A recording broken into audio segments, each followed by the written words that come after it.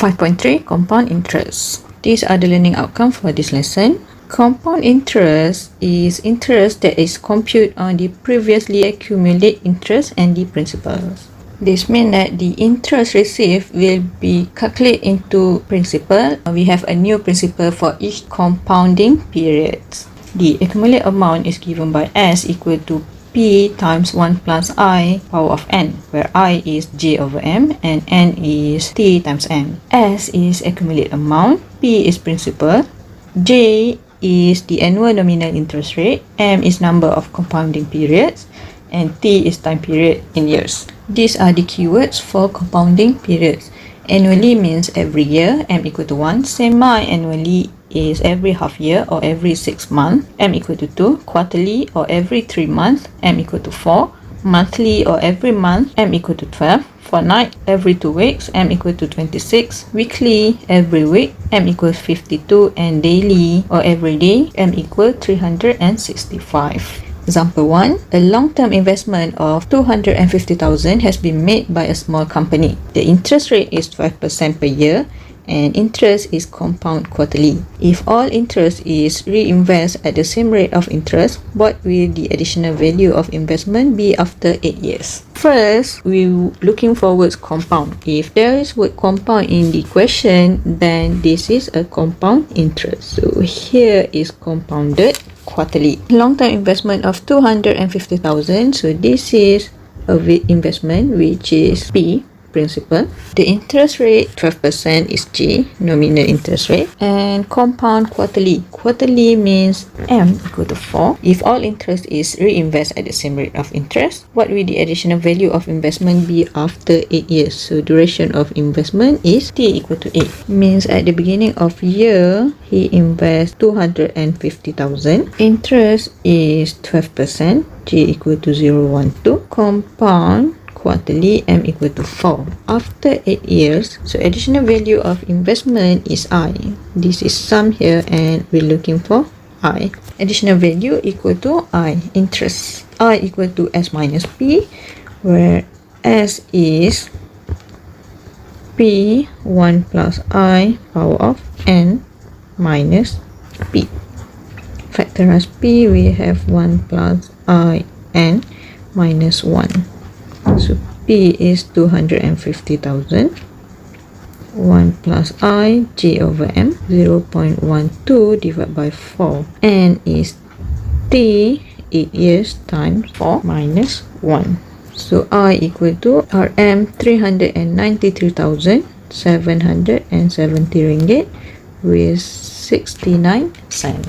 So the additional value of investment after 8 years is RM 393,770 ringgit with 69 cents. Example 2. Khalidah deposit RM 5,000 in a saving account for 11 years.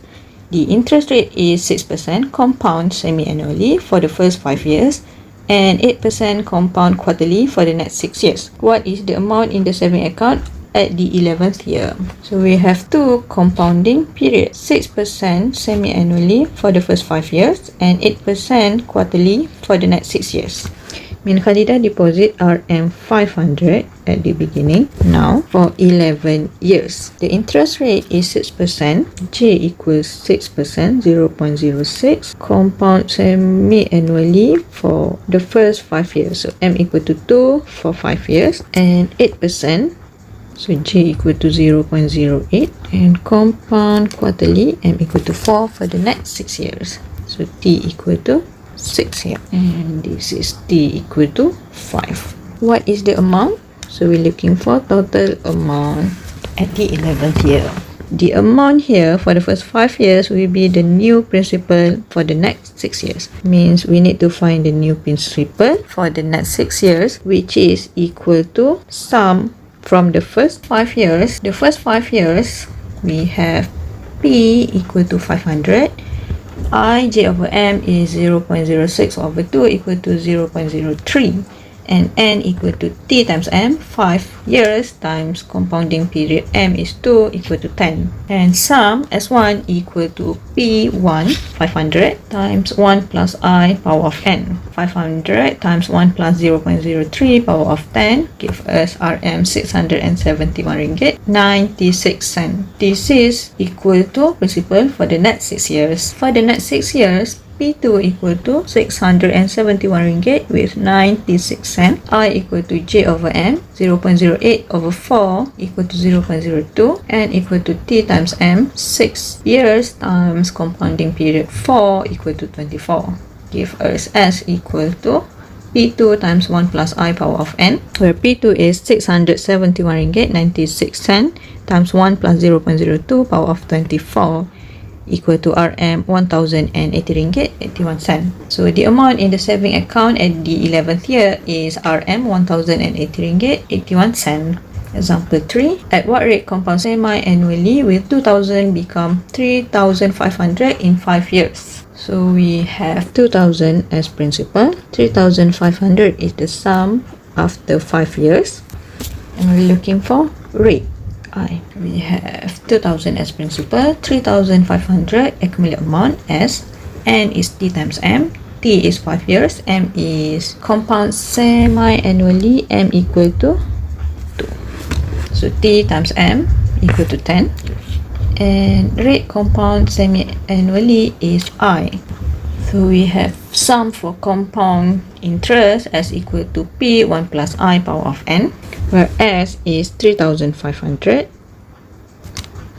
P is 2000, 1 plus I is what we're looking for, n is 10. So solve for I. 7 over 4 equal to I plus 1 power of 10. 1 plus I equal to 7 over 4. 10 through. So 1 plus I equal to 1.0576. I equal to 0.0576. Change to rate times 100. So we have I equal to 5.76%. So the rate compound semi-annually is 5.76%. Example 4. Linda saved 5,000 ringgit in a saving account that pays 12% interest compound monthly. 8 months later, she saved another 5,000. Find the amount in the account 2 years after her first saving. So Linda saved 5,000 ringgit in a saving account, pays 12% interest compound monthly. So there is a word compound here. So 5,000 is the first principal. This is the first interest rate. Compound monthly mean m equal to 12. And then 8 months later, she saved another 5,000. This is P2. Find the amount in the account 2 years after the first saving. So T equal to 2. At the beginning, she saved the first 5,000, where G equal to 0.12. M is 12. 8 months later, she saved another 5,000. So here she add another 5,000 at 8 months. And then find the amount in the account 2 years after the first saving. T equal to 2. Amount at the end of 2 years is what we're looking for. Since this is the same amount, so the interest rate is also 12% and compound monthly. Okay, there are 2 ways to calculate the sum at the end of 2 years. First, we can find the new principal at 8 months, which means we find S1 for the first 5,000. And then for the next duration, 24 minus 8 is 16 months. We use the new principal, the sum from the first principal plus 5,000, and then find the new sum. Or we can calculate the sum for 2 principals separately, where we have S equal to P 1 plus I power of n.